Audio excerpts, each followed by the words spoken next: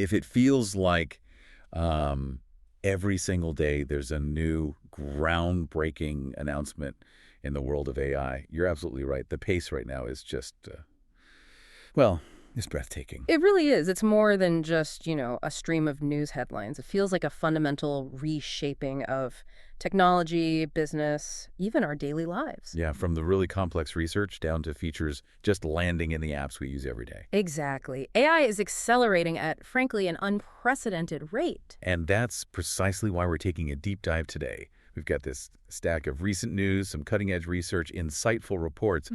Our mission, really, is to cut through all that noise, pull out the key nuggets, and help you understand not just what's happening, but why it actually matters and maybe where it's all heading. Yeah, get ready for maybe a few aha moments along the way. What's fascinating looking through these sources is how fast the theory is becoming practice. And that, in turn, just ramps up the competition across the whole tech landscape. It's fierce. Okay, let's unpack that, starting with maybe one of the biggest players, Google.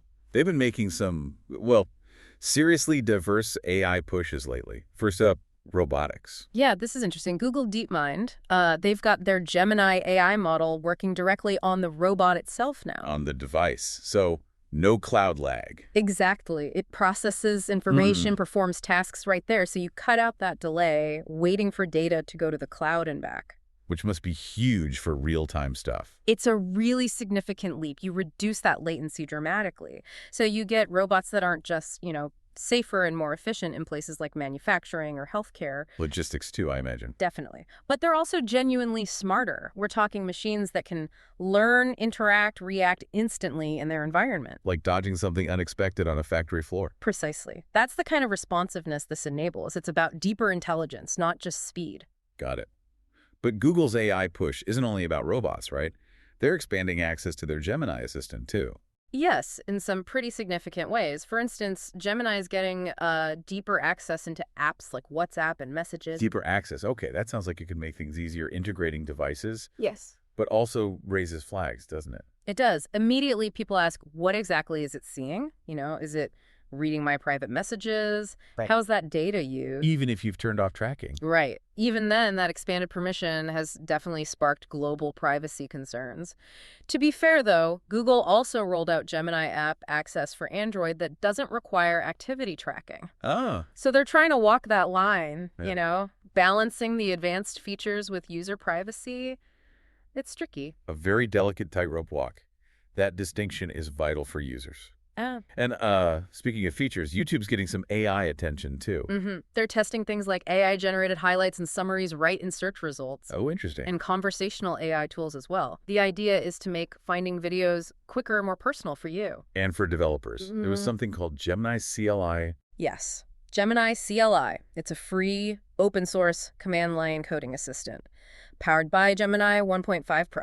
Okay. And the big thing here is the context window. 1 million tokens. 1 million. That sounds enormous. What does that mean in practice? It's huge. It means the AI can process the equivalent of a whole novel or a really substantial software project all at once. It allows for a much deeper, more coherent understanding of complex code bases. So it's not just quick fixes. It can help with bigger tasks, debugging, generating complex code. Exactly. Well, automating tasks right in the terminal. It could really streamline workflows for developers, make these powerful tools more accessible. That really does sound like a potential game changer for coders. Any downsides people are talking about or challenges? Well, there's always the discussion about, the future of coding jobs, the need for new skills, but the general feeling seems to be it's more about augmentation, helping developers focus on harder problems rather than outright replacement. For now, anyway. Right. Augmentation, not replacement. That's a good way to put it. Now, here's something interesting for a different sector. Google also introduced OfferWall in Ad Manager. Yeah, this is a direct response to how AI is changing search. How so? Well, as AI search and chatbots get better, people might not click through traditional search links as much to find information. They might just get the answer directly from the AI. Ah, so less traffic for publishers. Potentially, yes. So OfferWall gives publishers new ways to make money, like micropayments or surveys to kind of offset that potential decline. It's about keeping them in Google's ecosystem. A new financial lifeline, maybe? Okay, let's switch gears to another tech giant, Meta. They seem to be making some really aggressive moves. Extremely aggressive. The talent war is definitely real. What have they been up to? Well, they just poached 3 top AI researchers from OpenAI's Zurich office. We're talking multi-million-dollar offers. Wow, that's sending a message. It's a very clear signal, yes. And combine that with their massive $14.3 billion investment in Scale AI, it all points to Meta accelerating hard towards AGI, artificial general intelligence. AGI, right? The goal of human-level intelligence in AI. Exactly. They are absolutely determined to be a leader in that race. It's about AI supremacy. And for us users, anything new hitting their apps. Yeah, WhatsApp, powered by Meta AI, has rolled out an optional feature. It's AI that summarizes your unread messages. Oh, that could be useful for busy group chats. Totally. It helps you catch up quickly. And they're emphasizing the privacy aspect, keeping the processing on-device or within strict protocols. Good to hear. Okay, next up, Anthropic. They seem to be taking a different approach, more about democratizing AI. That's a good way to describe it. Their Claude AI chatbot now lets users build and share AI apps just by talking to it. They call it vibe coding. Vibe coding. Yeah. I like that. Yeah. So no actual programming required. Nope, you just describe your idea, what you want the AI application to do in natural language. It lowers the barrier to entry dramatically. So anyone could potentially create their own custom AI tool. That's the idea, making advanced AI creation accessible, fostering innovation from a much wider group of people. That sounds really powerful. Okay, what about OpenAI? Always lots happening there. Strategic moves, rumors. Always. One big rumor swirling is about a new device. OpenAI is supposedly working with Jony Ive's design firm. Jony Ive, from Apple fame. The very same. They're rumored to be developing a groundbreaking non-wearable AI device. Non-wearable. Interesting. So not like the AI pen or smart glasses. What's the goal? The speculation is it aims to surpass existing AI hardware, maybe even rival the iPhone eventually. Not just with slick design, but by leveraging truly advanced integrated AI. A whole new category of personal tech, potentially. It hints at that, yeah, where AI isn't just software on existing gadgets, but embiggered in new forms. Fascinating. And OpenAI is also keeping an eye on competitors, right? Particularly from China. Very much so. They've explicitly flagged China's Zippu AI as a leading competitor. Why them specifically? Well, Zippu has significant state backing, it's expanding internationally very quickly, and it has close ties to Beijing. OpenAI sees this as a real challenge to U.S. dominance in AI. So the geopolitical dimension is really heating up. Absolutely. It's not just commercial competition, it's seen as strategically vital for nations. And speaking of competition and strategy, the big partnerships are also seeing some friction, like Microsoft and OpenAI. Yes, tensions seem to be escalating there, particularly around AGI access and control. How so? Well, OpenAI is moving more towards a for-profit structure, and they're making claims about being close to AGI. This apparently risks triggering a clause in their contract with Microsoft. A clause that could limit Microsoft's access. Potentially, yes. It could limit Microsoft's access to OpenAI's core tech, jeopardizing billions in Microsoft's investment. Wow, high stakes. Very high stakes. And it feeds into their competition, too. OpenAI is reportedly developing tools that could rival Microsoft Office and Google Workspace. So they're becoming direct competitors in productivity software. It looks that way. It's a really intricate power struggle playing out. Sounds incredibly complex. And underneath all this, there's the infrastructure needed to run these models. I saw something about OpenRouter raising funds. Right. OpenRouter raised $40 million. And interestingly, they're backed by both OpenAI and Meta. Competitors investing in the same platform. Yeah. OpenRouter aims to make it easier and cheaper for businesses to actually use and manage different AI models. So like a middle layer to simplify things. Exactly. It helps manage the complexity. It's crucial for the broader ecosystem, making advanced AI more accessible for businesses, even while the big players compete fiercely at the top. It shows the market is maturing. Okay, that makes sense. Let's pivot a bit now and look at the broader impact AI is having. Okay. It seems to be revolutionizing industries, daily life, workplaces especially. Huge transformations happening there. Look at Walmart, for example. What are they doing? They've rolled out AI systems to help with employee tasks, things like shift planning, even overcoming language barriers between staff, and improving inventory management, of course. So real, tangible efficiency gains. Definitely. And it's not just retail. Think about agriculture. We're seeing robots that precisely target weeds, generative AI helping analyze farm data. Wow. And healthcare? Big changes there, too. Emerging language models, digital scribes, they're helping reduce the massive administrative burden on doctors and nurses. So they can focus more on patients. That's the goal, more patient-focused care, and this is happening worldwide. Those efficiency gains sound impressive across so many sectors, Mm. but it always makes me wonder about the people doing those jobs. Is it seen as help or, well, a threat? What about the job outlook? That's the million-dollar question, isn't it? And it leads straight into that big debate. You hear predictions of massive job losses. Yeah. But then you have folks like OpenAI executives arguing that historically, new tech creates more jobs than it destroys. They point to the internet, for example. So it's an ongoing debate, really. Very much so. It's complex. It definitely highlights the need for people to adapt, learn new skills. The nature of work is changing. Education is changing too, right? Google and Pearson are partnering up. Yes, bringing AI tools into classrooms globally. The aim is to personalize learning for students, give teachers better support, and ultimately, improve educational outcomes. Using AI to make learning more adaptive. Exactly. Tailoring things to individual student needs in ways that just weren't possible before at scale. It could help tackle challenges around access and quality.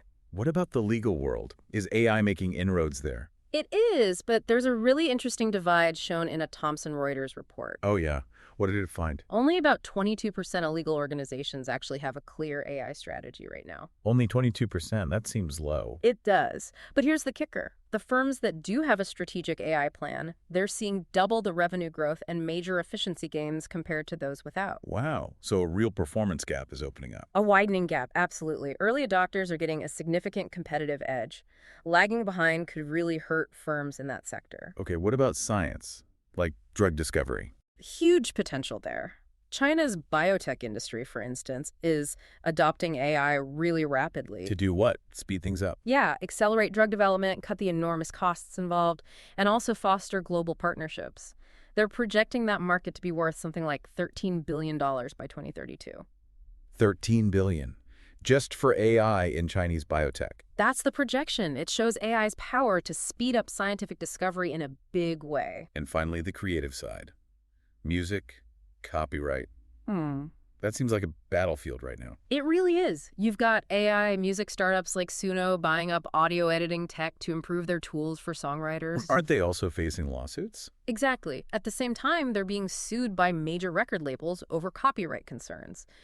How was the AI trained? Did it copy existing music? Fundamental questions about ownership. Absolutely. Who owns AI-generated work? On the other hand, there was a recent U.S. court ruling. What was that? It found that Meta's use of copyrighted books to train its AI models qualified as fair use. Fair use. That sounds like a big deal for the AI companies. It's a pivotal moment, definitely.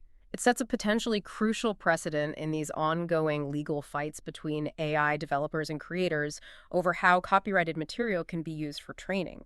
It's far from settled, though. Okay, so we've seen the incredible capabilities, the industry shifts, Yeah. but now we need to unpack the other side. The complexities, the risks, the ethical dilemmas.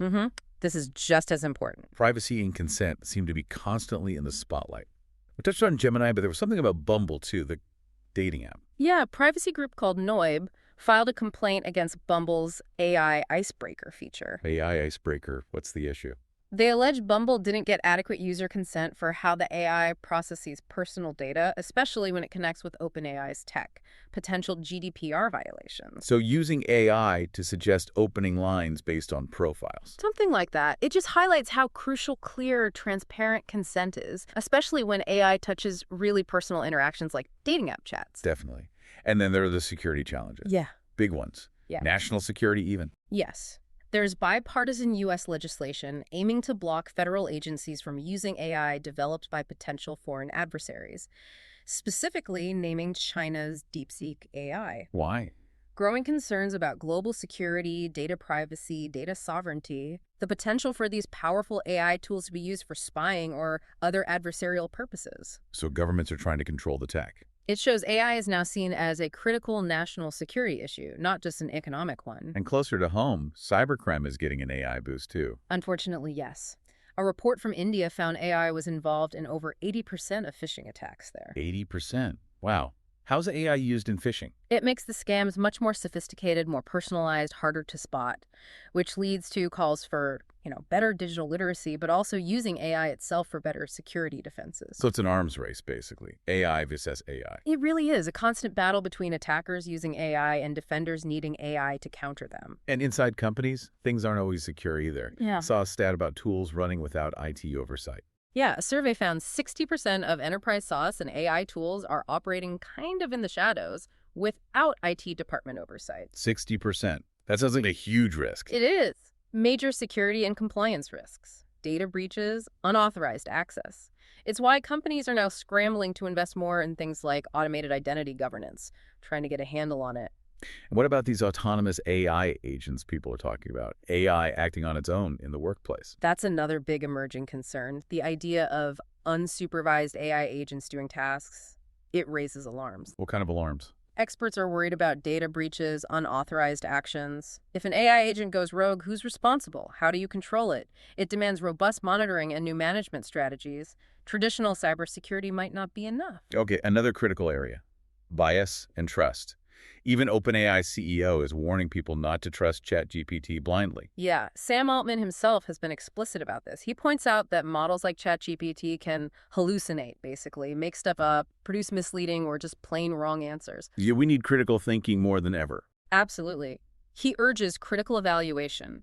It shows we're still dealing with building truly reliable AI, and human judgment remains essential. And bias is a persistent problem. There was an MIT study on medical advice. Yes, it found large language models could give inconsistent or even inappropriate medical recommendations. And it particularly impacted female patients, especially if the AI encountered typos or informal language. Why female patients specifically? The study suggested potential underlying biases in the data the AI was trained on, or perhaps how it interprets certain language typically associated with different groups. It highlights the need for really rigorous testing, especially in critical areas like healthcare. And hiring, too. AI and hiring reflecting existing biases. That's another major finding from recent research. AI hiring systems were found to disadvantage Black men. Not because the AI is inherently biased, but because it learns and amplifies existing biases present in the hiring data it's trained on. So it reflects our own societal flaws. Exactly. It sparks urgent calls for much fairer, more inclusive ways to use AI in recruitment with careful auditing and design. A sobering reminder. And the cultural impact. UNESCO is worried about languages. Yes, a serious concern. They warn that AI's heavy reliance on major languages like English could actually accelerate the extinction of smaller and indigenous languages. Ow. Because if all the tools and data are in dominant languages, speakers of minority languages might shift away, or their languages just won't be represented or supported by the technology. So UNESCO is calling for what? AI that supports multilingualism. Precisely, urging developers and policymakers to actively design AI systems that preserve and support linguistic diversity. It's about safeguarding human heritage. Okay, one last area. Despite all the hype, AI adoption in workplaces seems to be plateauing globally. Why is that? It's a really crucial point. The potential seems huge, but adoption is hitting a bit of a wall in some places. What are the barriers? It mainly comes down to the human element, insufficient education and training for employees, sometimes limited support from leadership, and frankly, lingering concerns about job security. So it's not the tech, it's the people side. Largely, yes. Getting people comfortable, trained, confident that AI is a tool to help them, not replace them. That requires better communication, better training, focusing on innovation, not fear. And related to that, I saw something about LinkedIn facing an application tsunami. Yeah, they're reportedly getting something like 11,000 job applications per minute. 11,000 a minute. How can recruiters possibly cope? It's a massive challenge, and it's partly fueled by AI tools that make it super easy to automate resume creation and just blast out applications. So everyone's using AI to apply. A lot of people are, but it creates problems for recruiters. Tons of very similar lookalike applications. How do you find the unique candidate? And raises concerns about bias again, or even fake candidates. Exactly. How do you verify who's real behind an AI-generated application? It shows how AI, while efficient for job seekers, adds new layers of complexity and ethical questions to hiring. Wow. Okay, so summing up, we've really covered a huge amount of ground. A world truly in rapid transformation. AI pushing boundaries in robotics, healthcare, law, reshaping how we learn, create. Absolutely. Groundbreaking stuff.